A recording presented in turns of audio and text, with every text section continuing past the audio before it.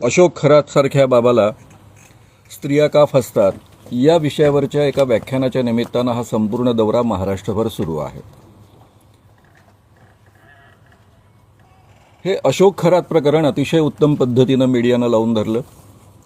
म्हणजे माझ्या 44 वर्षांच्या इतिहासामध्ये पहिलं हे असं प्रकरण आहे की जे खऱ्या अर्थानं अतिशय उत्तम पद्धतीनं घराघरापर्यंत पोहोचवलेलं आहे आणि त्यामध्ये मीडियाचा अतिशय महत्त्वाचा रोल राहिलेला आहे। दुसऱ्या बाजूनं महाराष्ट्र सरकारनं SIT गठीत केली। तेजस्विनी सातपुतेंसारख्या अधिकारी त्याकरता नेमल्या। त्यांनी FIR दाखल केलेत।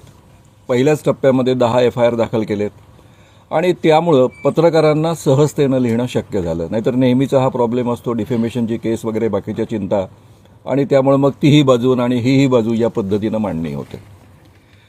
त्यामुळे सगळ्यात पहिले महाराष्ट्रातल्या सगळ्या मीडियाचं, मग तो सोशल मीडिया असेल, इलेक्ट्रॉनिक्स मीडिया असेल आणि प्रिंट मीडिया असेल, या सगळ्यांनी अतिशय उत्तम पद्धतीनं हे प्रकरण घराघरापर्यंत पोहोचवलं। याबद्दल त्यांचा मी मनपूर्वक एका बाजूने आभारी आहे आणि दुसऱ्या बाजूने त्यांचं अभिनंदन आहे।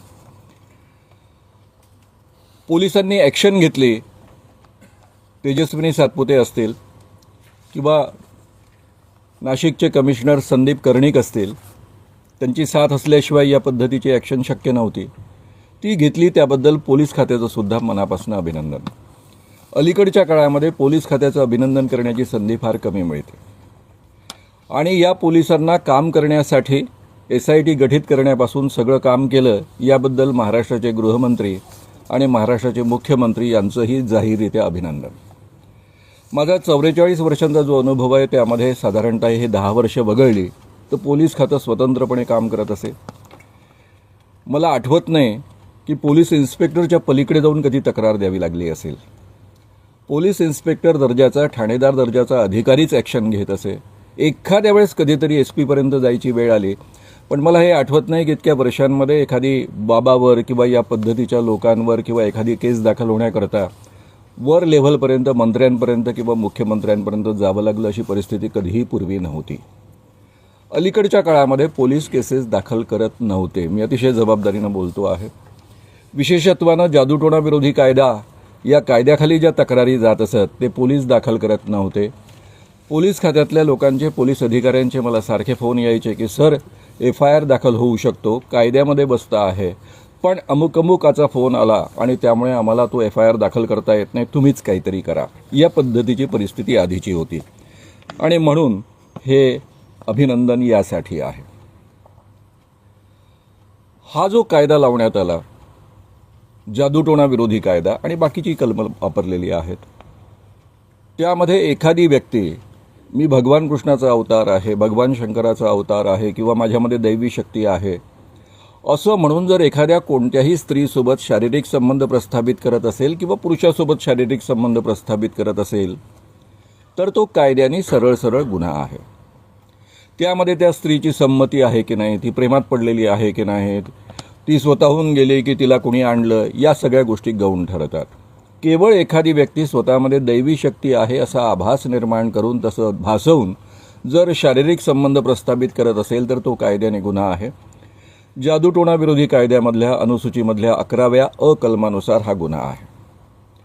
एखादी व्यक्ती दैवी शक्तीनं मूल करून देतो असं आश्वासन देऊन शारीरिक संबंध प्रस्थापित करत असेल तर तोही कायद्याने गुन्हा आहे। 11 ख नुसार गुन्हा आहे।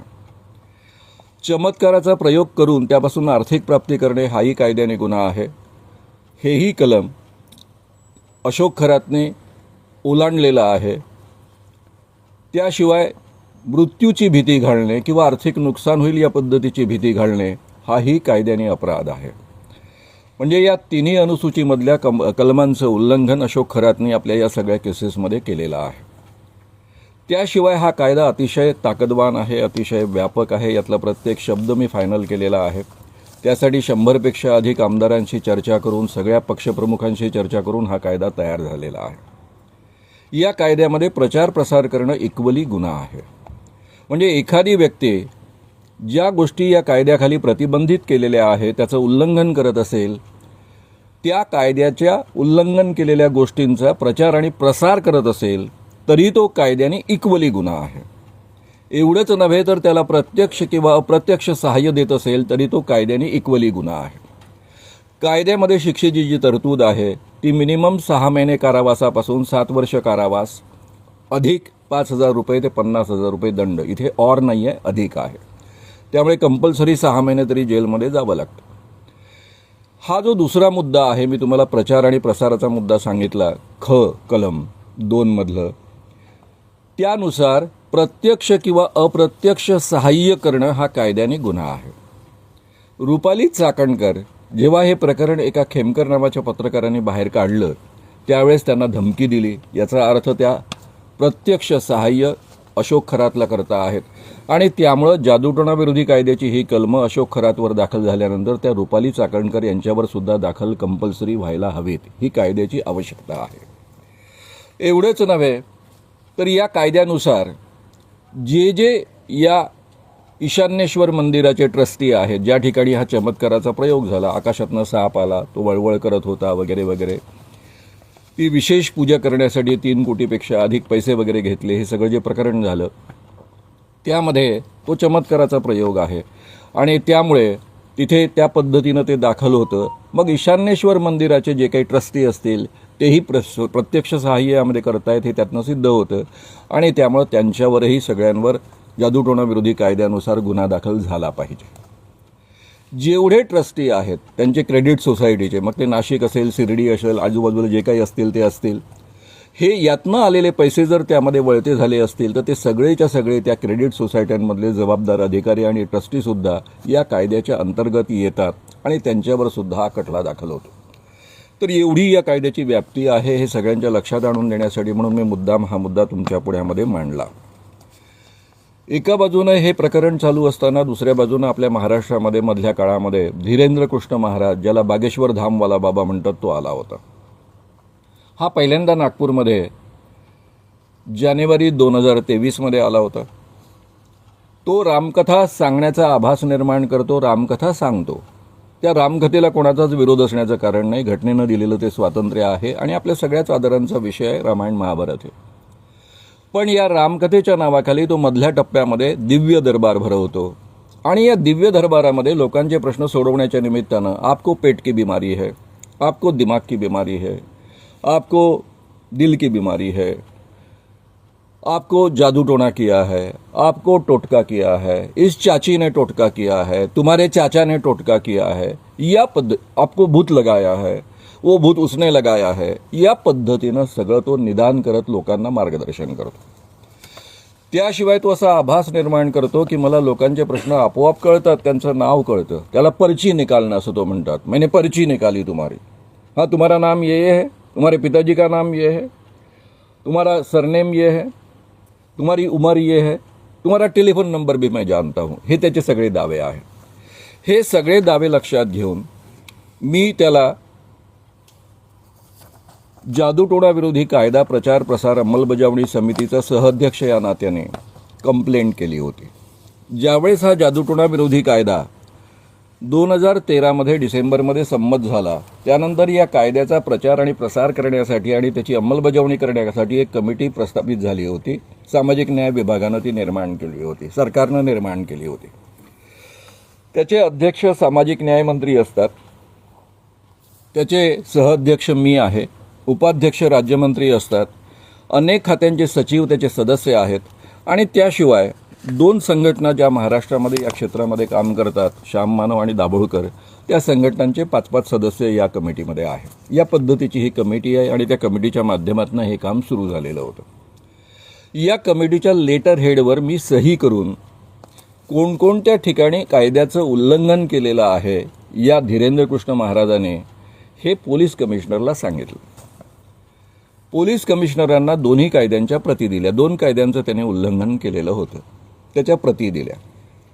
एक जादूटोणाविरोधी कायदा आणि दुसरा drugs and magic remedies act 1954, या दोन्ही कायद्यांचं हा उल्लंघन करतो आहे. हे मुद्दे आहेत. त्यानेच त्या दिव्य दरबाराचा प्रसारित केलेला व्हिडिओ आहे, तो पुरावा आहे. त्याच्या आधारावर या पद्धतीनं ॲक्शन घ्यावी. अमितेश कुमार, जे सध्या पुण्याचे कमिशनर आहेत, त्यावेळेस ते नागपूरचे कमिशनर होते, त्यांनी 7 दिवस या कायद्याचा अभ्यास केला आणि नंतर प्रेस कॉन्फरन्स घेऊन त्यांनी जाहीर केलं की आम्ही याचा अतिशय सखोल अभ्यास केलेला आहे आणि धीरेंद्र कृष्ण महाराजांवर किंवा बागेश्वर धामवर अंधश्रद्धा निर्मूलन कायदा लागू होत नाही. आता हे खरं आहे 100% की अंधश्रद्धा निर्मूलन कायदा लागू होत नाही, कारण जगामध्ये अंधश्रद्धा निर्मूलन कायदाच नाही आहे. या कायद्यामध्ये, जादूटोणा विरोधी कायद्यामध्ये अंधश्रद्धा किंवा अंधश्रद्धा निर्मूलन हा शब्दच नाही आहे सुरुवातीपासून शेवटपर्यंत. त्यामुळे हा कायदा अंधश्रद्धा निर्मूलन कायदा नाही आहे, त्याचं अधिकृत नाव जादूटोणा विरोधी कायदा आहे. म्हणजे यांचा अभ्यास किती होता या कायद्याचा त्यांनी केलेला, की त्यांना मी स्वतः प्रत दिलेली आहे कायद्याची, लक्ष वेधून घेतलेलं आहे. याचं नाव जादूटोणा विरोधी कायदा आहे, त्याला ते अंधश्रद्धा निर्मूलन कायदा म्हणतात. ठीक आहे, पत्रकार अनेकदा अंधश्रद्धा निर्मूलन कायदा हा शब्द वापरतात म्हणून कदाचित त्यांनी वापरला असेल. दुसरा मुद्दा ते असं म्हणाले की ड्रग्ज अँड कॉस्मेटिक ॲक्ट सुद्धा याला लागू होत नाही. आता IPS अधिकाऱ्याला drugs and magic remedies act, जो जादुई उपचारांकरता कायदा आहे, ज्या माणसाला डॉक्टरची डिग्री नाही अशा कोणत्याही माणसाला रोगांचं निदान करणं हा कायद्याने गुन्हा आहे. रोगांचे उपचार करतो असं म्हणणं कायद्याने गुन्हा आहे. उपचार करणं कायद्याने गुन्हा आहे. हा drugs and magic remedies act 1954 आहे, केंद्र सरकारचा कायदा आहे. आणि इथे पोलीस कमिशनर असं म्हणतात, IPS अधिकारी नागपूरचे पोलीस कमिशनर असं म्हणतात की ड्रग्ज अँड कॉस्मेटिक ॲक्ट याला लागू होत नाही. आता हे कसं शक्य आहे? एखाद्या IPS अधिकाऱ्याला 2 कायद्यांमधला फरक कळत नाही, म्हणजे त्यांनी किती कायद्याचा अभ्यास केला हे त्यावरनं स्पष्ट होतं. त्यानंतर मी त्यांच्यावर प्रचंड टीका केली, त्यांच्या IPS बद्दल सुद्धा शंका व्यक्त केली. प्रदीप मिश्रा नावाचा एक बाबा आहे, त्याला सगळे BJP वाले घेऊन भारतभर हिंडत असतात, महाराष्ट्रातही हिंडत असतात.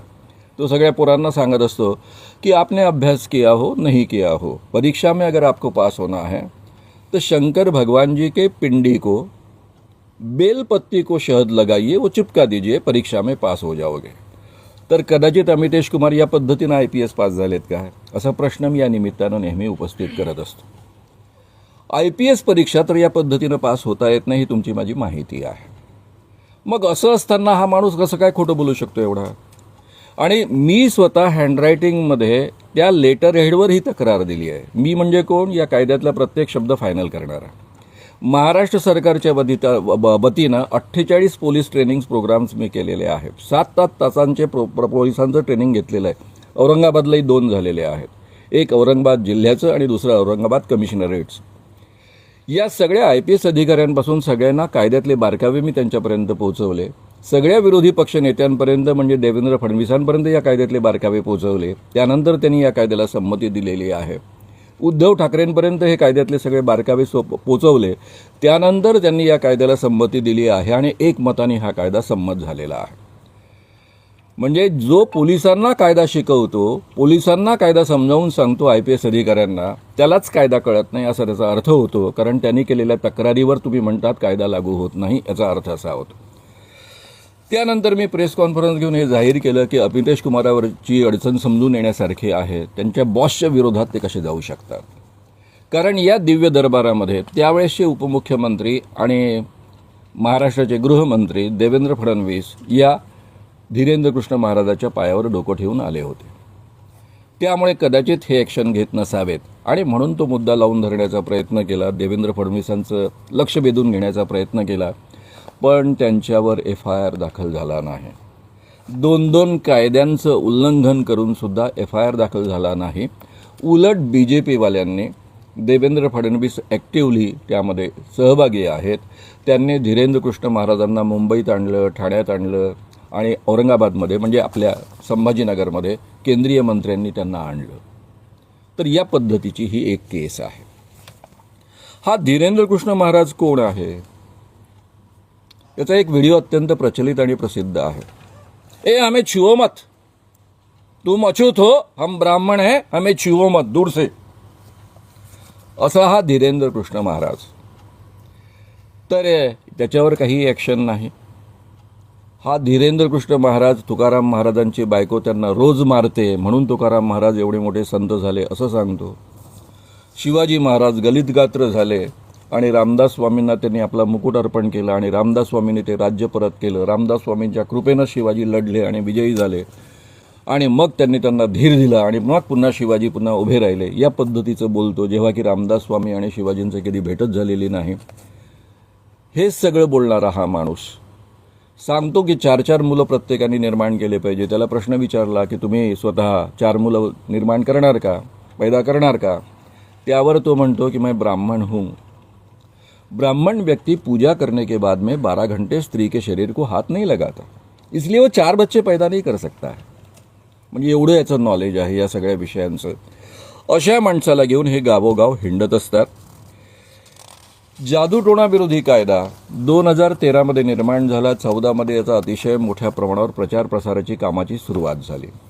अजितदादा पवार यांनी 14.5 कोटी रुपये याकरता सँक्शन केले होते अर्थ मंत्रालयाने. त्यातले 1 कोटी आम्हाला वापरायला मिळाले पहिल्या टप्प्यामध्ये, कारण हेड निर्माण होणं आणि बाकीची प्रक्रिया होती. मधल्या काळामध्ये निवडणुका होत्या आणि त्यामुळे या कामाला सुरुवात झाली.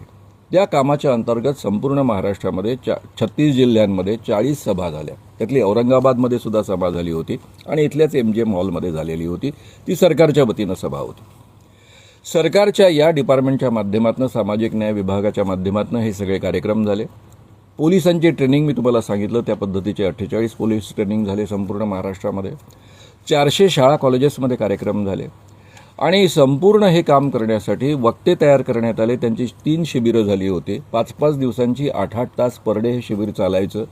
त्यामध्ये सगळे अंधश्रद्धा निर्मूलन या विषयाचे बारकावे आणि कायद्याचे बारकावे त्यांच्यापर्यंत पोहोचवले जायचे आणि त्यातून हे ट्रेंड वक्ता, मास्टर्स ट्रेनर्स ज्यांना आपण म्हणतो, त्या पद्धतीचे वक्ता तयार करण्यात आले होते. त्यांची संख्या 3 याच्यामध्ये 225 होती. देवेंद्र फडणवीस मुख्यमंत्री झाल्यानंतर मी त्यांना स्वतः भेटलो होतो.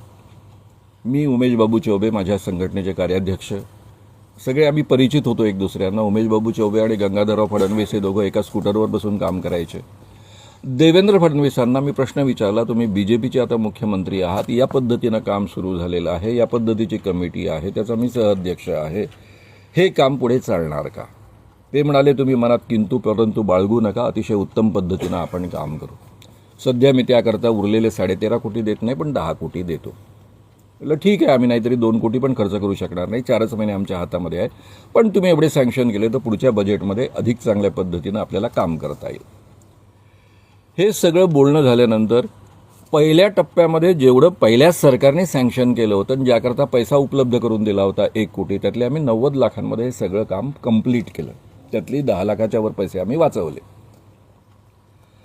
त्यानंतर मी 3 वर्ष मंत्रालयामध्ये सारख्या चक्रा मारतोय. माझा पोटापाण्याचा व्यवसाय पर्सनॅलिटी डेव्हलपमेंटचे वर्कशॉप आहे. त्याच्या भरोश्यावर माझी गाडी चालते, माझं घर चालतं, माझे कपडे चालतात, सगळं चालतं. अंधश्रद्धा निर्मूलनाच्या कामातनं आम्हाला कोणालाच एकही पैसा मिळत नाही. उलट आमच्या खिशातनं पैसे खर्च करून करून आम्ही हे काम करत असतो.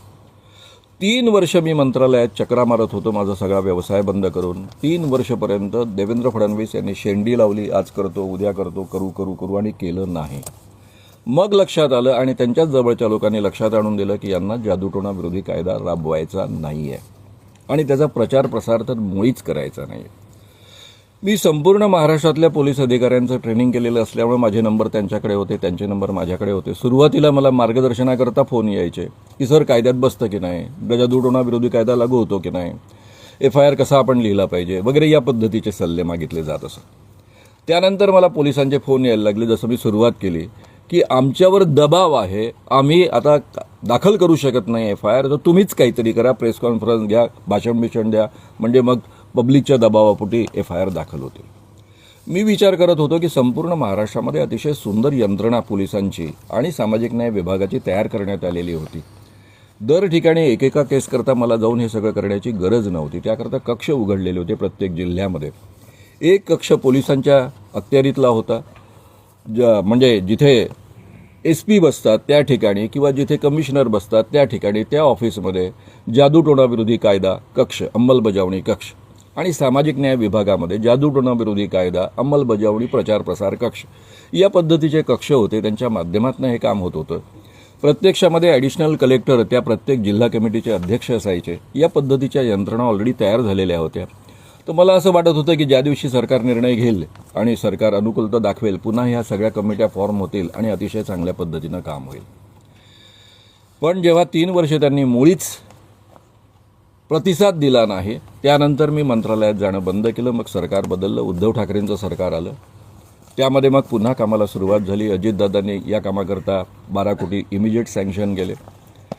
1 एप्रिल 2020 पासून कामाला सुरुवात होत होती. त्याकरता GR निघायला लागले होते, सगळी यंत्रणा सज्ज झाली होती. आणि 24 मार्चला तुम्हा सगळ्यांना माहिती आहे लॉकडाऊन लागू झाला आणि 2 वर्ष काहीच काम झालं नाही.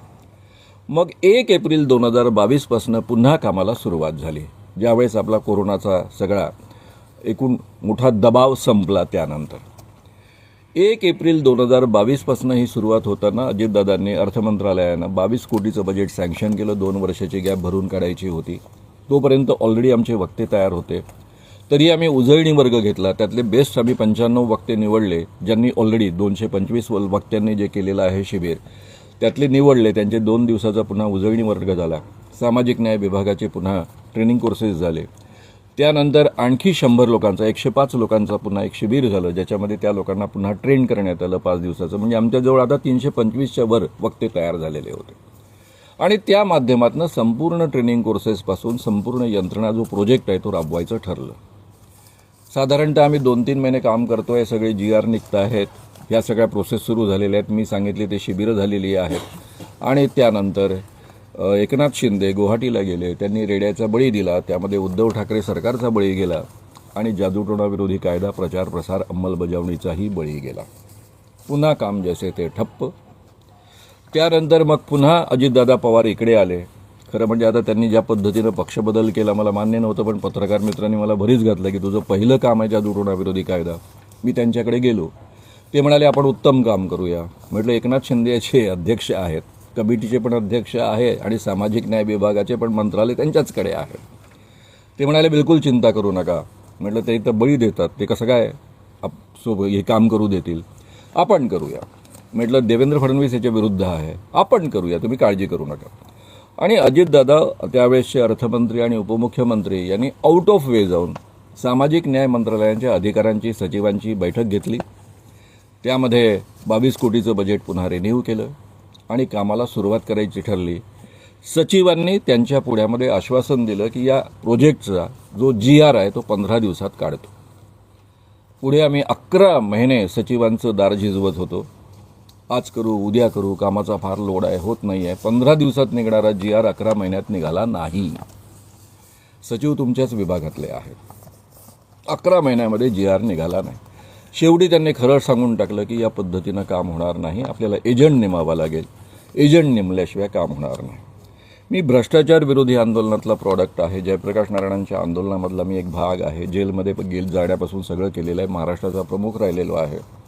मी आयुष्यामध्ये एक पैसा खात नाही आणि कुणाला खाऊ घालत नाही. पहिले सरकारसोबत मी 2दा काम केलं, मला 1 पैसा कोणाला खाऊ घालावा लागला नाही. माझी फाईल बरोबर सरकत असे. गरजच पडली तर अजितदादांचा फोन जात असे की श्याम मानवांचं एक पुण्यकर्म आहे, ते आपण केलं पाहिजे. आणि सगळे सरकारी अधिकारी जसं म्हणतात, ते एक म्हण आहे, फारशी चांगली आहे असं नाही, डायन दो घर छोडती आहे. सगळे सरकारी अधिकारी हे घर सोडून द्यायचे. पण या सरकारमध्ये घर न सोडण्याची प्रथा आहे. पैसे खाल्ल्याशिवाय फाईलच हलत नाही. आणि त्यामुळे अजितदादांची इच्छा असून सुद्धा काहीही काम 11 महिन्यात झालं नाही. मी नाद सोडला आणि परत आलो. जादूटोणा विरोधी कायद्याची अंमलबजावणी 100% या सरकारनं देवेंद्र फडणवीस आल्यापासून थांबवली. मी अतिशय जबाबदारीनं आरोप करतो आहे. केवळ त्यांनी अंमलबजावणी थांबवली, याचा प्रचार प्रसार थांबवला एवढ्यापर्यंत हे मर्यादित नाही, तर त्यांनी अंधश्रद्धा पसरवणारे बाबा गावोगाव हिंडवले BJPच्या माध्यमातून. त्यामध्ये धीरेंद्र कृष्ण महाराज असेल, प्रदीप मिश्रा असेल. त्याचं एक उदाहरण मी तुम्हाला दिलं. त्याचं दुसरं उदाहरण असं आहे, आपकी कोई भी समस्या हो, शादी नहीं हो रही है, कोई बात नहीं है, नौकरी नहीं मिल रही है, कोई बात नहीं है, आर्थिक समस्या है, कोई बात नहीं है, शंकर भगवान जी के पिंडी पर एक जल लोटा डालिए, हर समस्या का हल वो है. अशा अंधश्रद्धा लोकांच्या वाढवणाऱ्या महाराजांना हे घेऊन गावोगाव हिंडतात. माझ्या कमिटीकडे तक्रार आली राधेमाची. पोलीस कमिशनर ज्यांच्याकडे ही ॲक्शन घेण्याची जबाबदारी होती, त्यांना मी स्वतः भेटून कायदा कसा लागू होतो याचे बारकावे त्यांच्यापर्यंत पोहोचवले. ॲडिशनल पोलीस कमिशनर बोरीवली विभागाचे. ते ॲक्शन घेत नाही म्हणून मी देवेंद्र फडणवीस मुख्यमंत्री यांना स्वतः सांगितलं की राधेमाला हा कायदा लागू होतो, लोकांच्या खूप तक्रारी आहेत, त्या कमिटीकडे आलेल्या आहेत, पण तुमचे पोलीस कमिशनर ॲक्शन घेत नाही. तुम्ही गृहमंत्री पण आहात, त्यावेळेस ते मुख्यमंत्री होते. तुम्ही तरी लक्ष घाला आणि ॲक्शन घ्या, पण राधेमावर शेवटपर्यंत ॲक्शन झाली नाही. कारण ज्यांच्या पायावर आपण डोकं ठेवतो त्यांच्यावर कशी काय आपण ॲक्शन घेणार. त्यामुळं संपूर्ण महाराष्ट्रामध्ये अंधश्रद्धांचं पेव वाढवणं, अंधश्रद्धांना खतपाणी घालणं हे काम प्रामुख्यानं देवेंद्र फडणवीसांचं सरकार करत आलं आहे. मी एक छोटासा अनुभव सांगेन आणि शेवटच्या टप्प्यावर येऊन थांबेन. बेसिकली मी तरुण भारताचा प्रॉडक्ट आहे. तरुण भारत म्हणजे RSSचं मुखपत्र. माझ्या पत्रकारितेची सुरुवात मी तरुण भारतातनं केली. दरम्यानच्या काळामध्ये मी इकडे किर्लोस्कर प्रेसला आलो पुण्यामध्ये काम करायला, आणि तिथे मला खऱ्या अर्थानं जयदेव डोळे आम्ही दोघं एकत्र होतो, आणि तिथे खऱ्या अर्थानं मला हा विषय कळला आणि माझ्यामध्ये आमूलाग्र बदल झाला. त्यानंतर डिसेंबर 82 मी या कामाला सुरुवात केली. सुरुवातीला 84-85पर्यंत मी इतक्या मोठ्या प्रमाणावर बाबांना एक्सपोज केलेलं होतं की खूप तक्रारी बाळासाहेब देवरस RSSचे प्रमुख जे आहेत, सरसंघचालक, त्यांच्याकडे गेल्या. त्यांनी माझ्या दोन्ही संपादकांना बोलावून घेतलं. मागो वैद्य, जे पुढे RSSचे बौद्धिक प्रमुख राहिले होते, आणि दिभा घुमरे, आम्ही त्यांना मामासाहेब घुमरे असं म्हणतो.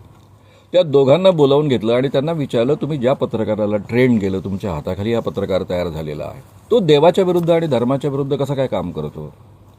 त्यावेळेस त्यांनी समजावून सांगितलं की त्याच्या कामाची आम्हाला पूर्ण कल्पना आहे, तो सारखा आमच्याशी बोलत असतो, आम्हाला कल्पना आहे, आम्ही त्याच्या शिबिरांमध्ये सुद्धा जातो.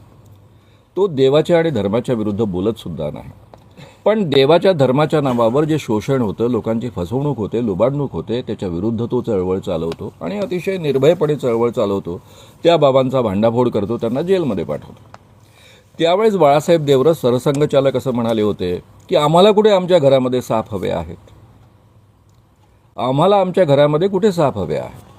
पाहुण्याच्या लाठीनं जर साप मरत असेल तर ती चांगली गोष्ट आहे. आणि त्या काळामध्ये जोपर्यंत बाळासाहेब देवरस हे सरसंघचालक होते तोपर्यंत तरी माझ्या कामाला कधीही ऑर्गनाइज विरोध RSSने केला नाही. तर मी एवढंच या निमित्तानं म्हणत असतो, किमान एवढी तर भूमिका देवेंद्र फडणवीस तुम्ही स्वीकारा. हिंदूंचंच शोषण हे करतात. आता खरात सारखा बाबा कोणाचं शोषण करतो आहे. खरात हा एक बाबा नाही आहे, हा अपवाद नाही आहे. प्रत्येक बाबा हेच करत असतो. मी दोन गोष्टी अतिशय ठामपणे सांगतो 44 वर्षाच्या अनुभवाच्या आधारावर. एक, वृक्ष तेथे छाया, बुवा तेथे बाया. जसा वृक्ष छायेशिवाय असू शकत नाही, तसा कोणताही बाबा स्त्री किंवा पुरुष शोषणाशिवाय असू शकत नाही. तुम्ही जर मला सांगितलं की एखादा बाबा स्त्रीला हात लावत नाही, तर मी म्हणेल ठीक आहे, पुरुषांना हात लावत असेल, एवढाच काय तो फरक असू शकेल. एकही असू शकत नाही. आणि हे वाक्य माझं नाही, आचार्य अत्र्यांचं आहे आणि फार पूर्वीचं आहे. दुसरं, मी अतिशय जाहीररित्या सांगत असतो की भोंदू बाबा नावाचा बाबा या जगात नसतो. हा अशोक खरात भोंदू नाही. त्याला भोंदू म्हणणं म्हणजे अपमान आहे त्याचा. तो बाबा आहे. बाबा कोण असतो? जो असा आभास निर्माण करतो की त्याच्यावर देव प्रसन्न आहे, त्याच्यामध्ये दैवी शक्ती आहे, देवाची कृपा तो इतरांना मिळवून देऊ शकतो, त्याच्यामध्ये सिद्धी आहे, असा जो आभास निर्माण करतो त्याला आपण बाबा आणि बुवा म्हणतो. जो असा आभास निर्माण करतो त्याला 100% माहीत असतं की माझ्यामध्ये कोणतीही दैवी शक्ती नाही, त्याला 100% माहीत असतं की माझ्यावर देव प्रसन्न नाही, त्याला 101% माहीत असतं की मी कोणाचंही भलं करू शकत नाही, माझ्या हातात काहीही नाही आहे, आणि तरी तो असा आभास निर्माण करतो. त्यामुळे प्रत्येक बाबा भोंदूच असतो, त्याला एकही अपवाद नसतो. चांगला बाबा आणि वाईट बाबा हा प्रकार जगात नसतो. मी हे अतिशय अधिकारवाणीनं सांगतो आहे, अनुभवाच्या आधारावर सांगतो आहे आणि आव्हान देण्याच्या आणि घेण्याच्या तयारीनं सांगतो आहे. या धीरेंद्र कृष्ण महाराजांना त्यावेळेस आपण 30 लाख रुपयांचं पारितोषिकाचं आव्हान दिलं होतं 2023 मध्ये. त्याला काय सांगितलं, बाबा तू जे दावे करतो तेवढेच दावे फक्त प्रूव्ह कर. नागपूरच्या पत्रकार संघाच्या प्रिमायसेसमध्ये तू यायचं, सगळ्या पत्रकारांसमोर हे करून दाखवायचं. तुझं म्हणणं आहे ना की तुला आपोआप लोकांची नावं कळतात, आडनाव कळतं, वडिलांचं नाव कळतं, वय कळतं, टेलिफोन नंबर कळतं, या 5च गोष्टी सांगायच्या. आम्ही ऐनवेळी 10 माणसं तुझ्यासमोर सादर करू. आधार कार्डवर जे लिहिलेलं असेल ते सगळंच्या सगळं एका पाकिटामध्ये सीलबंद असेल, त्याचा टेलिफोन नंबरपासून सगळ्या गोष्टी सीलबंद असेल, नाव, आडनाव, वय सगळं. आता तुला दोन्ही मार्गाने ओळखता येतं, त्यांचा चेहरा पाहून सांग, नाही तर त्या पाकिटात जाऊन पाहून ये की काय लिहिलेलं आहे. आणि तू फक्त सांगायचं, यांचं नाव सांगायचं, आडनाव सांगायचं, त्यांच्या वडिलांचं नाव सांगायचं, त्यांचं वय सांगायचं, त्यांचा टेलिफोन नंबर सांगायचा. आणि तुझा दावा आहे की मी भक्तांच्या घरामध्ये जातो, भक्तांच्या घरामधल्या कोणत्या रूममध्ये, कोणत्या कपाटामध्ये काय ठेवलेलं आहे हे मला कळतं, म्हणजे याला क्लेरोव्हायन्सची क्षमता आहे, हा कुठेही जाऊन पाहून येऊ शकतो. तर आम्ही नागपूर पत्रकार संघाच्या शेजारच्या रूममध्ये 10 गोष्टी ठेवू, त्या तू पाहून यायच्या आणि सांगायच्या. या दोन्ही गोष्टी तुला 2दा रिपीट करायच्या आहेत. खरं म्हणजे तुझ्याजवळ दैवी शक्ती असं तुझं म्हणणं आहे. हनुमानजी तुझ्यावर प्रसन्न आहे, बागेश्वर धामवाले बाबा तुझ्यावर प्रसन्न आहे असं तुझं म्हणणं आहे. ते तुला संदेश देतात असं तुझं म्हणणं आहे. तर तू तर 100% करेक्ट राहायला पाहिजे, तरी आम्ही तुला 10% सूट देऊ. दोन्ही वेळेत जर तू 90% करेक्ट राहिला तर तुला 30 लाख रुपयांचं पारितोषिक मिळेल. एवढंच नव्हे तर मी स्वतः 44 वर्ष या अंधश्रद्धा निर्मूलनाचं काम करणारा कार्यकर्ता आणि माझी चळवळ आम्ही बंद करून टाकू, कारण इतके वर्ष आम्ही सांगत आलो ते दादांत खोटं ठरलं. आम्ही चळवळ बंद करू, तुझ्या पायावर डोकं ठेवून तुझे भक्त बनू. त्यावेळेस त्यांनी 2 दिवस आधी पळ काढला, गावातनं पळून गेला. यावेळेस आता देवेंद्र फडणवीसांनीच त्याला मुद्दा मांडला. मुख्यमंत्री महाराष्ट्राचा आणि गृहमंत्री मुद्दाम घेऊन येतो, त्याची हिंमत प्रचंड वाढलेली. यावेळेस आम्ही पुन्हा आव्हान रिपीट केलं. आता आव्हान हे 80 लाख रुपयाचं आहे. मधल्या काळामध्ये काही देणग्या मिळाल्या, त्या देणग्यांमधनं आव्हानाची किंमत वाढली, 80 लाखावर ही किंमत गेली. हे 80 लाखाचं आव्हान त्याला दिलं. यावेळेस त्यांनी पळ काढला. दिव्य दरबार में आओ, वहां मैं बताऊंगा. अरे ही माहिती मिळवण्याची प्रोसेस कशी काम करते, मी 4-5 बाबा या पद्धतीचे एक्सपोज केले आहेत, मोठमोठे बाबा एक्सपोज केलेले आहेत. त्यामुळे मला माहिती आहे ही प्रोसेस काय आहे. तुझ्यापर्यंत माहिती पोचवण्याची यंत्रणा मला थांबवायची आहे. आणि ते केव्हा शक्य आहे, जेव्हा तू कंट्रोल्ड सिच्युएशनमध्ये येशील तेव्हा. पत्रकारांसमोर तू आहे, तुझ्याकडे टेलिफोन नाही, कोणतीही माहिती तुझ्यापर्यंत पोचणार नाही याची आम्ही काळजी घेतोय. आणि मग तू माणसांचा चेहरा पाहून सांग. बागेश्वर धामवाल्या बाबांना विचार, हनुमानजींना विचार, हनुमानजी तुला संदेश देतील. सांग तू आम्हाला, तुला जी काही आवश्यकता असेल हनुमानजींच्या पूजेची ती तुला तिथेही करता येईल, काही प्रॉब्लेम नाही आहे. या पद्धतीनं त्याला आपण आव्हान टाकलं, पण याही वेळेस त्यांनी पळ काढला. मग त्याची अर्वाच्य भाषा, काय त्याचं बोलणं वगैरे चालतं ते चालतं. तर हे सगळं प्रकरण या पद्धतीचं आहे. एक शेवटचा मुद्दा फक्त या ठिकाणी मी मांडतो आहे, तो तुम्हाला सगळी पत्र दिलेली आहे. कोणकोणत्या सभा कशा झाल्या, काय पुढे आहे त्याची सगळी माहिती तुमच्यापर्यंत आहे. त्याशिवाय एक छोटीशी गोष्ट, सामाजिक न्याय विभागाने काही कामाला सुरुवात केलेली आहे. जी सामाजिक न्याय विभागाने कामाला सुरुवात केली ती काय आहे, माझा कागद.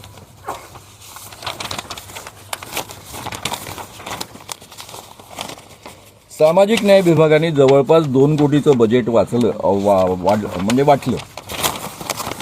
सुरुवातीच्या टप्प्यामध्ये 2013चा हा कायदा संमत झाल्यानंतर 2014 साली जेव्हा मी अजितदादांना असं म्हणालो की तुम्ही मला 5 वर्ष संधी द्या, या कायद्याची जर आपण चांगल्या पद्धतीनं प्रचार प्रसार करू शकलो तर 5 वर्षामध्ये तुम्हाला महाराष्ट्र बदललेला दिसेल. अर्धा महाराष्ट्र मी 5 वर्षामध्ये बदलवून दाखवतो. पुढच्या 10 वर्षांमध्ये अख्खा महाराष्ट्र आपल्याला बदलता येईल. या पद्धतीचा तो प्रोजेक्ट आहे. तुम्हाला सगळ्यांना माहितीच्या अधिकारामध्ये तो मागवता येऊ शकतो, पाहिला जाऊ शकतो. त्यामध्ये संपूर्ण सरकारी यंत्रणांचं ट्रेनिंग आहे. पोलीस अधिकाऱ्यांचं ट्रेनिंग आहे, पोलीस कॉन्स्टेबलपासून तर पोलीस पाटलांपर्यंतचं ट्रेनिंग आहे. आशा वर्करपासून, आरोग्य सेवकांपासून, ग्रामसेवकांपासून, जेवढ्या सरकारी यंत्रणांमधले अधिकारी आहेत आणि कर्मचारी आहेत त्या सगळ्यांचं ट्रेनिंग आहे. सगळ्या जिल्ह्यांमधल्या पत्रकारांचं ट्रेनिंग आहे. तहसील प्लेसमधल्या पत्रकारांचं ट्रेनिंग त्यामध्ये अंतर्भूत आहे, कारण हा कायदा डायरेक्टली पत्रकारांना लागू होतो. या गोष्टींचा प्रचार प्रसार अनवधानाने जरी केला तरी 6 महिन्याची मिनिमम शिक्षा आहे. यामध्ये सर्वसामान्य जनतेला अतिशय मोठ्या प्रमाणावर त्यांचं प्रबोधन करण्याची व्यवस्था आहे. आणि तरी हा प्रोजेक्ट फक्त 14.5 कोटींचा आहे. प्रत्यक्षात हे काम 100 कोटीपेक्षा अधिक रुपयांचं आहे. कारण या सरकारी यंत्रणेमधले जे ट्रेनिंग्ज आहे त्याकरता सामाजिक न्याय विभागाला वेगळे पैसे खर्च करावे लागत नाही. त्या यंत्रणांमधल्या ट्रेनिंगवर ते खर्च होतच असतात. त्यामध्ये फक्त हे ट्रेनिंग ॲड करायचं आहे आणि त्यामुळे त्यासाठी वेगळा पैसा लागणार नाही, ऑफिसेस लागणार नाही. सामाजिक न्याय विभागाचे स्वतःचे ऑफिसेस आहे. गृह मंत्रालयात वेगळे ऑफिसेस लागणार नाही, त्या ऑफिसेसमध्ये सगळे व्यवस्था होणार आहे. त्यामुळे अतिशय मोठं काम, म्हणजे जरी तो 14.5 कोटींचा प्रोजेक्ट दिसत असला तरी 100 कोटीपेक्षा अधिक रुपयांचं काम त्यामध्ये होईल. या पद्धतीची ती सगळी यंत्रणा आहे. कारण सरकारी यंत्रणा अवाढव्य आहे. सरकारी यंत्रणेजवळ प्रचंड काही सगळं काही आहे. सुरुवातीला ते पैसे त्यांनी अखिल भारतीय अंधश्रद्धा निर्मूलन समितीला दिले. ते मला म्हणाले की तुम्ही सरकारी यंत्रणेमध्ये अडकला तर फार कासावीस होऊन जाल, तुमची ती मनोवृत्ती नाही. मी म्हटलं माझ्या संघटनेकडे जर मी पैसे घेतले तर अतिशय कमी काम होईल. मला ऑफिसेस उभारावे लागतील, मला कर्मचारी पगारी नेमावे लागतील. एकदा ते कर्मचारी पगारी नेमले की पुढच्या वर्षी त्यांची व्यवस्था करण्याकरता मला ॲडजस्टमेंट करावं लागेल. मला ते करायचं नाही. सरकारी यंत्रणेमध्ये ऑलरेडी अधिकारी आहेत, सगळ्या यंत्रणा आहेत. त्या यंत्रणांचा आपण उपयोग करून छान पद्धतीनं हा प्रोजेक्ट राबवू. हे पैसे सामाजिक न्याय विभागाकडे आपण वळते करू आणि त्याच माध्यमातून वापरू. त्यामुळे आमचा पहिला प्रोजेक्ट हा सरकारच्या माध्यमातूनच आम्ही करून घेतला होता आणि तोच माझा शेवटपर्यंत आग्रह राहिला. हे जे मधले 22 कोटी वगैरे सँक्शन झाले ते सगळे अखिल भारतीय अंधश्रद्धा निर्मूलन समिती, शाहमान वगैरे नाही. ही जी कमिटी आहे, ही सामाजिक न्याय विभागाची जी कमिटी आहे, ती कमिटी फक्त निर्देश देईल, त्या पद्धतीनं ॲक्शन्स होतील, पण सरकारी अधिकारीच हा पैसा खर्च करणार. या पद्धतीची यंत्रणा तयार केली होती. सामाजिक न्याय विभागातर्फे पैसे वाटले जातात, त्याची तुम्हाला सगळ्यांना नीट कल्पना आहे. हे पैसे ज्यांना मिळतात ते कसं काम करतात याची तुम्हाला कल्पना आहे, मलाही उत्तम कल्पना आहे, माझा संबंध आलेला आहे. म्हणून त्याच लोकांना त्याच गोष्टी सांगितल्या जातात, कागदावर दाखवल्या जातात. आता यांनी प्रचाराचं काम जे सोपवलं, 1,77,00,000 रुपयाचं तुम्हाला पत्र दिलेलं आहे, मी विस्ताराने सगळं तुमच्याजवळ आहे. कोणकोणत्या संस्थांना हे काम दिलं? जोगाई माता सांस्कृतिक सामाजिक शैक्षणिक मंडळ कापडणे, पूर्ण नाशिक विभाग, 5 जिल्हे दिले. श्री सत्यसाई सेवा सांस्कृतिक सामाजिक शैक्षणिक मंडळ खेडगाव तालुका चाळीसगाव. सत्यसाई बाबा म्हणजे जे हवेमध्ये हात फिरवतात, विभूती निर्माण करतात, हवेमध्ये हात फिरवतात, सोन्याच्या अंगठ्या निर्माण करतात, त्या संस्थेकडे. आई देवमोगरा महिला मंडळ धुळे नागपूर विभाग. आता या लोकांना जादूटोणा विरोधी कायदा कळतो, अंधश्रद्धा निर्मूलन कळलं असतं त्यांनी अशी नावं ठेवली असती आपल्या संस्थांची. पहिला मुद्दा. पोलिसांचं 7 तासांचं ट्रेनिंग चालायचं. यामध्ये कोण असायचे? ठाणेदार असायचे, सब इन्स्पेक्टर ते IPS अधिकारी असायचे. तुमच्या इथे औरंगाबादमध्ये 2 ट्रेनिंग झालेले आहेत, तुमच्यापैकी काही लोकांनी ते अटेंड केले असतील, पाहिले असतील. शेवटी मी पेपर सोडून घ्यायचो 50 प्रश्नांचा. त्यावेळेस ठाणेदार आणि IPS अधिकारी म्हणायचे, सर आम्हाला किती वर्ष झाले या क्षेत्रात? ठाणेदार म्हणायचे, सर आम्ही 15 वर्ष झाले, मी पोलीस खात्यात आहे, आता आम्ही पेपर सोडवायचं. म्हणत आपण सोडवू तर खरं, पाहू तर खरं आपल्याला किती कायदा कळला. आणि मग ते एक दुसऱ्याला डुश्या मारायचे, कारण तुझंही चुकलं ना, माझंही चुकलं, पहा आपलं कायद्याचं इंटरप्रिटेशन चुकलं. म्हणजे इतके बारकावे त्या कायद्याचे आहेत, कारण तो स्पेशलाइज्ड कायदा आहे. त्याला 2 मुद्दे तुम्हाला माहीत असावे लागतात. अंधश्रद्धा निर्मूलन या विषयातले बारकावे माहीत असावे लागतात, त्याशिवाय तुम्ही कायद्याचं इंटरप्रिटेशन करू शकत नाही. आणि कायद्याचं इंटरप्रिटेशन ज्या मर्यादेमध्ये करायचं आहे त्याचं भान असावं लागतं. त्यामुळे हा कायदा इतक्या इझिली कळू शकत नाही. महाराष्ट्र शासनाने एका बाजूनं 325 वक्ते 5 दिवसाच्या ट्रेनिंगमध्ये सरकारचा पैसा खर्च करून निर्माण केलेले आहे. त्यातले 92 वक्ते 7 दिवसाच्या ट्रेनिंगमध्ये तयार झालेले आहेत. ते सगळे ट्रेंड वक्ते आहेत, ते वेगवेगळ्या संघटनांचे कार्यकर्ते राहिलेले वक्ते आहेत. आणि असं असताना तुम्ही ही खिरापत वाटता आहात. तुम्हाला खिरापत वाटायची आहे तर काही हरकत नाही आहे, कारण खिरापत वाटणं हे गेल्या सरकारपासून सुरू आहे. आत्ताच्या म्हणजे गेलं सरकार म्हणजे आत्ताचं आधीचं सरकार, जे उद्धव ठाकरेंचं सरकार गेल्यानंतर प्रत्येक आमदाराला पैसे वाटलेत, त्यातले इतके टक्के त्याने खायचं असं अध्यावृत या पद्धतीनं सगळं वाटप झालेलं आहे. तुम्हाला सगळ्यांना माहिती आहे, तुम्ही पत्रकार लोक आहात, माझ्यापेक्षा तुम्हाला कदाचित जास्त माहिती आहे याबद्दल. ही खिरापत तुम्हाला वाटायची वाटा ना. सामाजिक न्याय विभागाचं बजेट कदाचित 50,000 कोटींचं आहे, पण तुम्ही जादूटोणा विरोधी कायद्याच्या नावाखाली का वाटतात? एका बाजूनं त्या कायद्याचा प्रचार प्रसार करत नाही, दुसऱ्या बाजूनं समाजामधल्या अंधश्रद्धा वाढवण्याचं काम करता. हा अंधश्रद्धेचा साप तुम्ही गावोगाव पोचवता, तो पोचता, त्याला खतपाणी घालता, त्याला खाऊपिऊ घालून दुष्टपुष्ट बनवता. आणि दुसऱ्या बाजूनं संपूर्णतः हे काम मारून ठेवलेलं आहे. मी फक्त एकच वाक्य बोलून आता थांबतो. जादूटोणाविरोधी कायद्याचा प्रचार आणि प्रसार केला नाही देवेंद्र फडणवीस यांच्या सरकारने. ते जे सुरू झालेलं काम होतं ते काम जर तसंच सुरू राहिलं असतं तर अशोक खरातसारखा बाबा निर्माणच झाला नसता. तो एवढा मोठा बाबा कधीच होऊ शकला नसता. जेव्हा आजूबाजूला 10-15 माणसं कॉन्फिडंटली बोलणारी असतात की याच्यात दम नाही आहे, हा काही करू शकत नाही आहे, याच्यात चमत्काराचं सामर्थ्य नाही आहे, असं आकाशातनं साप येत नसतो, तर कोणीही बाबा टिकत नाही. आणि एवढ्या मोठ्या प्रमाणावर स्त्रियांचं आणि सगळ्या पुरुषांचं आणि 1500 कोटी रुपये मिळवण्या इतपत तो शोषण करू शकला नसता. त्यामुळे अशोक खरातसारखा बाबा एवढा मोठा झाला आणि पोलिसांच्या म्हणण्यानुसार 101 स्त्रियांचं त्यांनी शोषण केलं आणि पत्रकारांच्या म्हणण्यानुसार 1000पेक्षा कदाचित अधिक आकडा असेल. याला सर्वस्वी देवेंद्र फडणवीस यांचं सरकार जबाबदार आहे. कारण या पद्धतीचा कायदा निर्माण झाल्यानंतर त्यांनी हा कायदा दडपून ठेवला. आनंदाची गोष्ट एवढीच आहे की गेल्या 2 महिन्यामध्ये पोलीस सुटलेत आणि कार्यकर्ते गावगावाचे सुटलेत. त्यांनी धडाधड तक्रारी करायला सुरुवात केल्या आणि 18 मार्चला याच्यावर जो खटला दाखल झाला होता, आपल्या याला अटक झाली होती अशोक खरातला, तेव्हापासून गेल्या 2 महिन्यामध्ये 35पेक्षा अधिक केसेस जादूटोणाविरोधी कायद्याखाली दाखल झालेल्या आहेत. म्हणजे पोलीस अक्षरशः सुटले, त्यांच्यावरचा दबाव कमी झाला. कारण आता कोणत्याही BJPच्या नगरसेवकाची किंवा एखाद्या कॉर्पोरेटरची किंवा एखाद्या स्थानिक नेत्याची हिंमत होत नाही की बाबा तू बाबावर आता ॲक्शन घेऊ नको म्हणण्याची. या पद्धतीचं वातावरण मीडियाने निर्माण केलं आणि म्हणून या 35 केसेस दाखल होऊ शकल्या. मला जेवढं सांगायचं होतं तेवढं सांगून झालं. आता तुम्हाला जे म्हणायचं असेल, बोलायचं असेल, प्रश्न विचारायचे असेल विचारू शकता. धन्यवाद सर. आता प्रश्न उत्तर.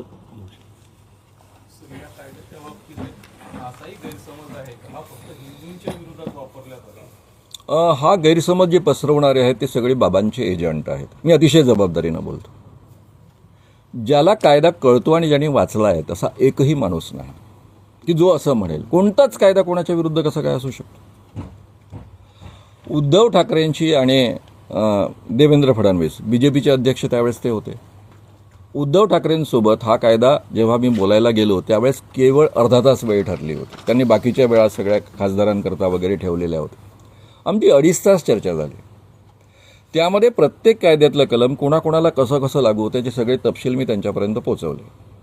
त्या 2.5 तासानंतर ते असं म्हणाले की हा कायदा माझ्या आजोबांच्या म्हणजे प्रबोधनकार ठाकरेंच्या विचारांचा झालेला आहे आणि हा कायदा एकमतानं संमत झाला पाहिजे याकरता मी पुढाकार घेईल.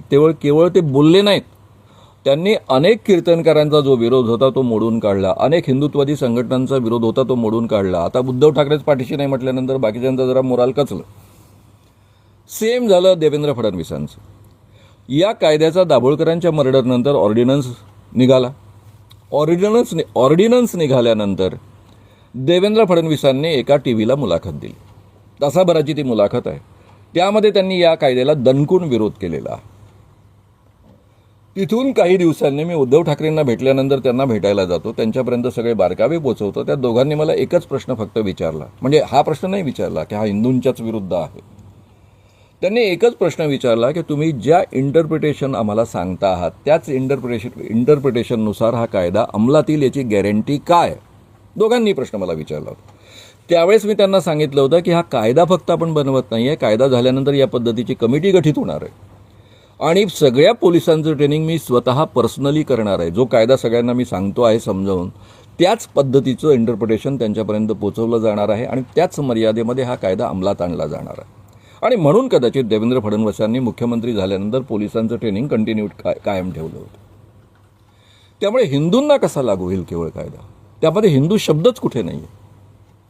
जो बाबा चमत्कार करून लोकांना फसवतो तो कायद्याखाली येतो. जो स्त्रियांचं शोषण करतो कोणत्याही नावाखाली, दैवी शक्तीच्या नावाखाली, जादूटोण्याच्या नावाखाली, तो पण कायद्याखाली येतो. आता बाबांची प्रथा नाही आहे कोणामध्ये, मुस्लिमांमध्ये तेवढी बाबांची प्रथा नाही आहे फारशी, किंवा ख्रिश्चनांमध्ये बाबांची प्रथा नाही आहे, पण जादूटोण्याची प्रथा आहे. अनेक मांत्रिकांना आपण जेलमध्ये पाठवलेलं आहे. या कायद्याखाली सुद्धा अनेक मुस्लिम मांत्रिकांना अटक झालेली आहे. त्यामुळे ज्या पद्धतीच्या अंधश्रद्धा ज्याला लागू होतील इन्स्पाईट ऑफ त्याचा धर्म, तसा कोणताच कायदा कोणत्या धर्माकरता वेगळा नसतो ना. हे सामान्य कायदे आहेत सगळे. आणखी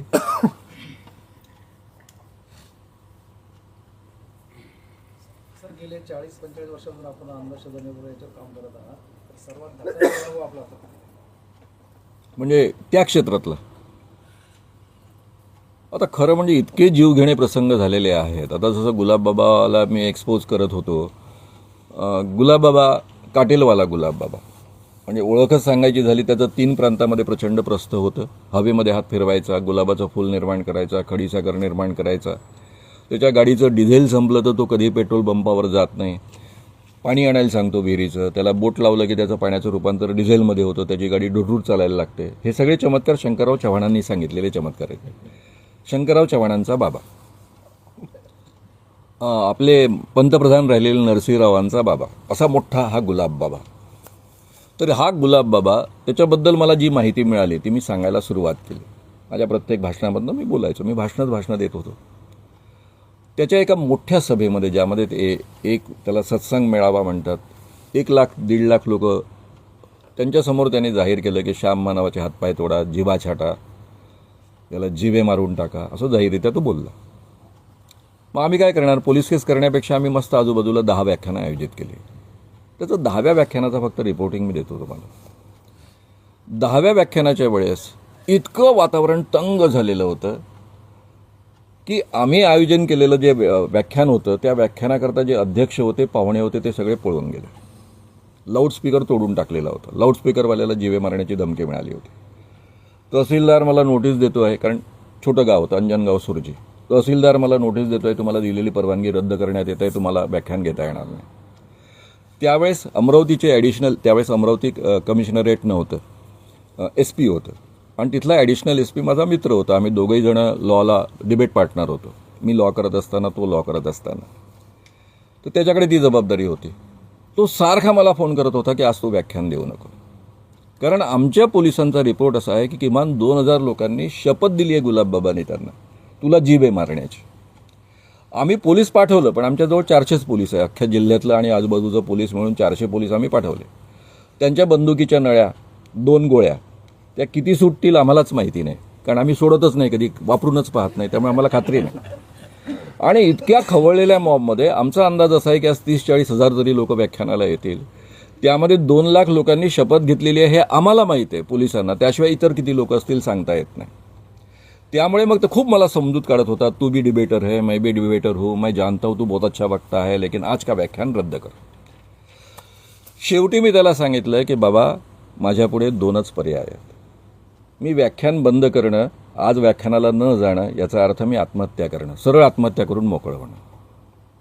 नाही तर व्याख्यानाला जाणं, त्या ठिकाणी व्याख्यान देणं, जे होईल ते पाहिलं जाईल, पाहणं. त्यामुळं मी दुसरा पर्याय निवडणार आहे. पहिला पर्याय मी निवडू शकत नाही, तुला माझी मनोवृत्ती माहीत आहे. त्यामुळे मी दुसरा पर्याय निवडणार आहे. तू गुंडो को संभाल, भक्तों को मैं संभालता. 30,000 लोक होते, 400 पोलीस घाबरलेल्या अवस्थेत होतं की पब्लिक खवळली तर आपण काय करणार. बरं, हा माणूस बोलणारच गुलाबबाबांबद्दल, गुलाबबाबांचे सगळे लफडे तर सांगणारच, हा काही थांबणार नाही. माझा हा मित्र वायरलेसवरनं सगळं ऐकत होता अमरावतीमध्ये बसून. तो नाही, पुढे मला जे रिपोर्टिंग सांगितलं ते असं की माझी बायको सारखी येऊन, खाव, डायबिटीस आहे, वक्त पर खाव, आणि मी टेन्शनमध्ये सारखा. तुझं 10-15 मिनिटाचं पहिलं भाषण ऐकलं आणि म्हटलं लाव खाने गो, अब हो गया, जीत लिया उसने सभा.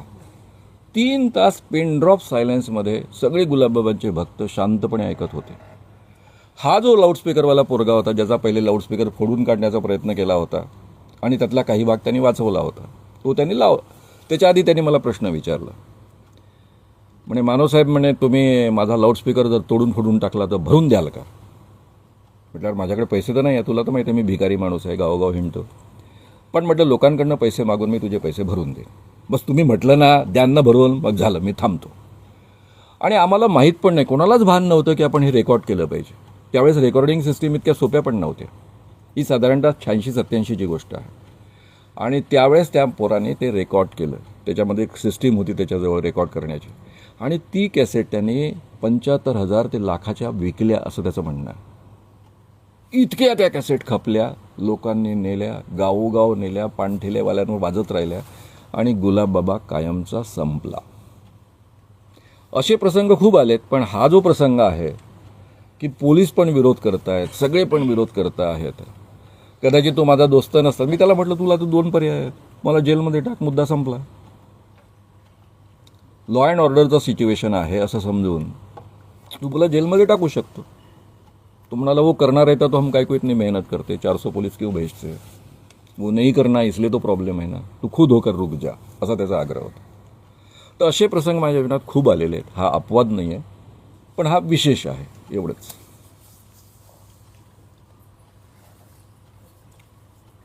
संतांची भूमी आहे. बऱ्याचशा संतांनी चमत्कार केलेले आहेत. जो श्रद्धेचा विषय येतो. आजच्या काळात जर आपल्याला बघायचं झालं तर श्रद्धा आणि अंधश्रद्धा, तर बऱ्याच वेळा आपल्याला असं सोडून द्यावं लागतं की बुवा हे श्रद्धेचा विषय, म्हणजे समस्त आपल्याला या अंधश्रद्धेच्या दिशेने जाते, पण कुणाची तरी श्रद्धा दुखू नये, त्यामुळे आपल्याला थांबावं लागतं का बऱ्याच वेळा? नाही. मी डे वनपासनं 1982 सालापासून जे बोलायला लागलो, मी प्रत्येक भाषण रेकॉर्ड करतो. आत्ताही मी रेकॉर्ड करतोय, तुमच्याशी बोलतोय. 83 सालाच्या सुरुवातीपासून मी ज्ञानेश्वर आणि तुकारामांनी चमत्कार केले नाही असं जाहीररित्या बोलतो, त्यांचेच अभंग सांगून. आपण हे चमत्कार या संतांवर लादले आहेत.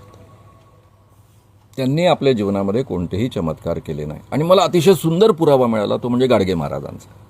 गाडगे महाराज अलीकडच्या काळचे आहेत.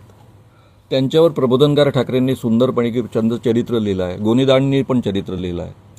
गाडगे महाराजांच्या जीवनामध्ये एकही चमत्कार नाही.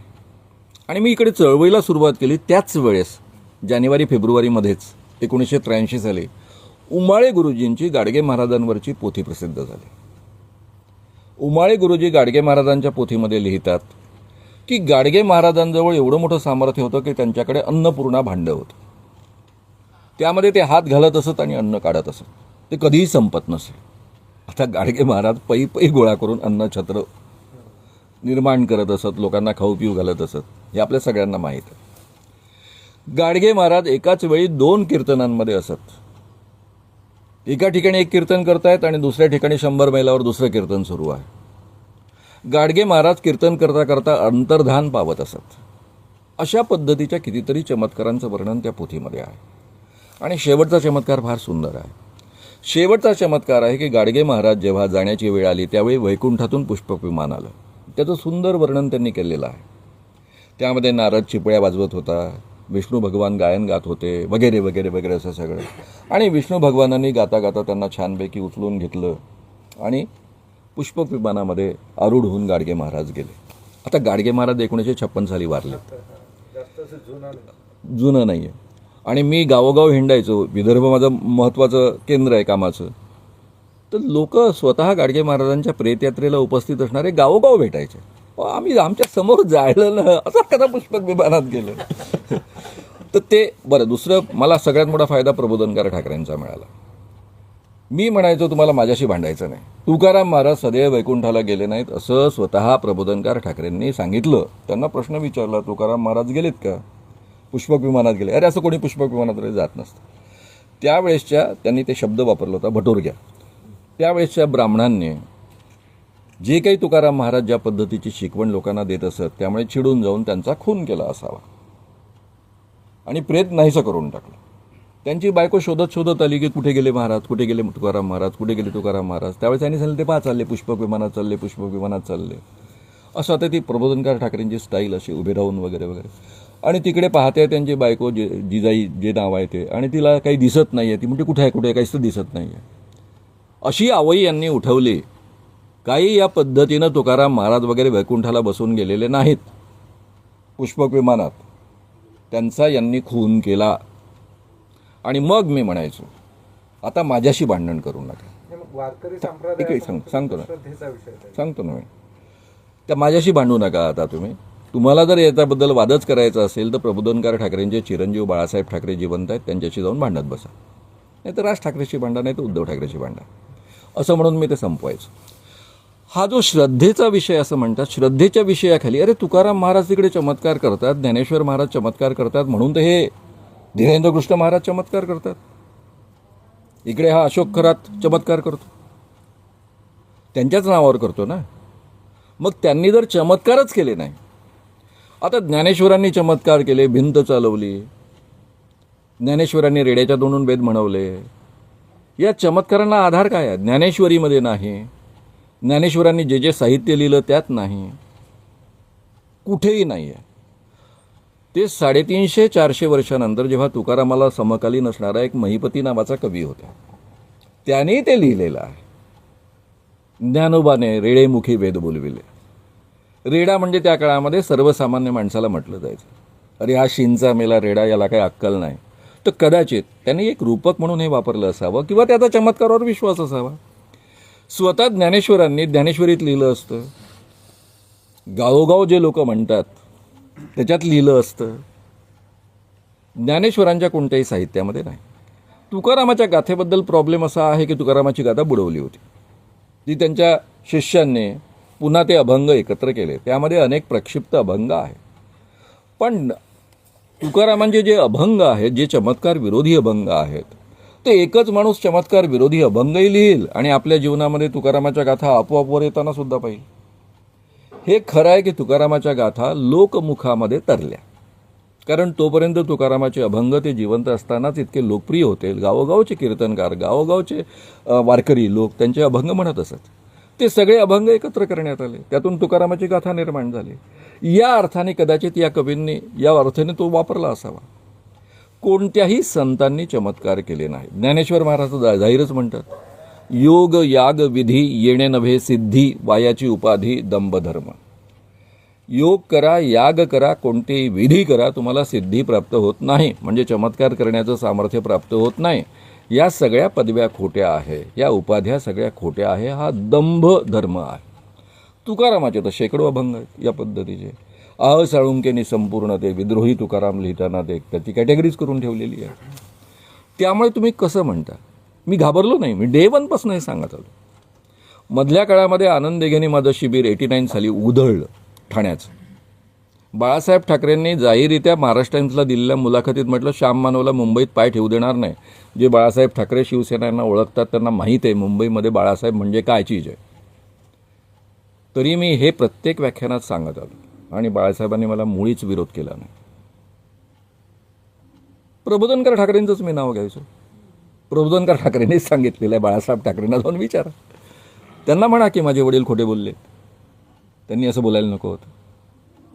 पण बाळासाहेब ठाकरे असतील, उद्धव ठाकरे असतील किंवा राज ठाकरे असतील, हे आपल्या आजोबांचा प्रचंड आदर करतात, त्यांच्या विचारांचा पूर्ण आदर करतात. तर त्यामुळे हे भीतीपोटी असं आपण लोकांच्या श्रद्धेचा विषय आहे. अशोक खरातचं काय आहे प्रकरण? त्याला का विरोध करायचा आहे? त्या स्त्रियांच्या श्रद्धेचा प्रश्न आहे. तुम्ही कशाला बोंबा मारता? तुम्हाला कोणी सांगितलं? त्या स्त्रिया तुमच्याकडे आल्या? का बोंबा मारतात तुम्ही? कशासाठी एवढं सगळं लिहितात आणि प्रसिद्ध करतात? त्यांच्या श्रद्धेचाच मुद्दा आहे. तो श्रद्धेचा अविभाज्य भाग आहे. त्याचं स्टेटमेंट आहे अशोक खरातचं. मी एकाही बाईवर बलात्कार केलेला नाही. पोलिसांना दिलेलं स्टेटमेंट आहे. मी एकाही बाईवर बलात्कार केलेला नाही. मी त्यांच्या इच्छेविरुद्ध काहीही केलेलं नाही. हा धार्मिक विधीचा भाग आहे. मी फक्त धार्मिक विधी पूर्ण केला. चालू जायचं. त्यामुळे हा धार्मिक श्रद्धेचा भाग आहे असं कसं कोणी काय म्हणू शकतं? मग आमची धार्मिक श्रद्धा काही असू शकते. ए छुओ मत हमें,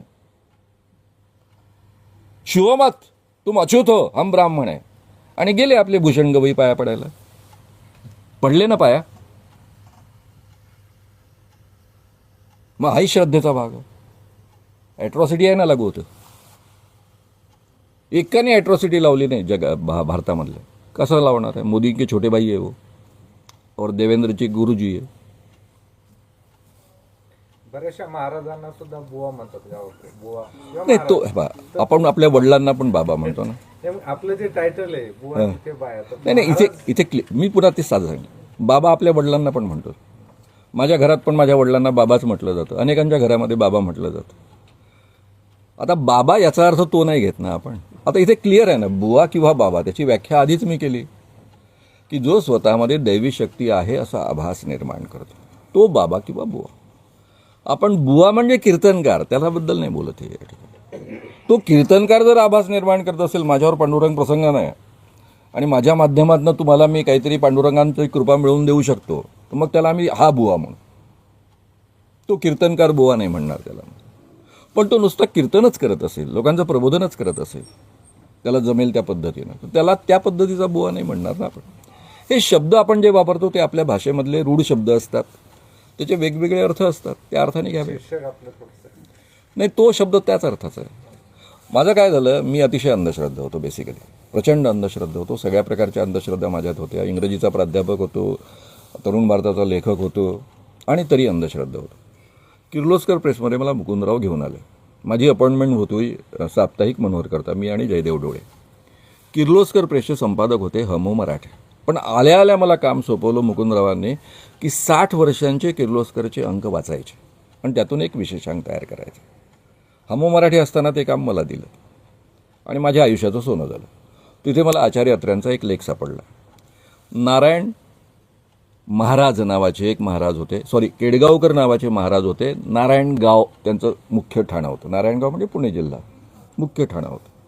आणि त्याच्याबद्दल त्यांनी लिहिलं होतं की हा महाराज स्वतःला राजयोगी म्हणवतो, याच्या संपूर्ण देशभरामध्ये स्त्रिया भक्त आहेत, दिवसातनं 2दा तो सत्संग करतो.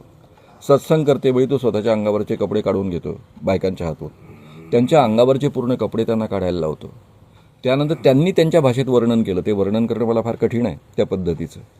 मग तो आपल्या स्तनांना तेल लावतात त्या स्त्रिया, त्यानंतर छानपैकी त्या स्तनांनी मालिश करतात आणि मग त्याला जेव्हा त्याची ऊर्जा जागृत होते, मी शब्द फिरवलेले आहेत, अत्र्यांचे ओरिजिनल शब्द मांडत नाही आहे मी या ठिकाणी, त्यानंतर ज्या बाईचा पाहिजे त्या बाईचा भोग घेतात.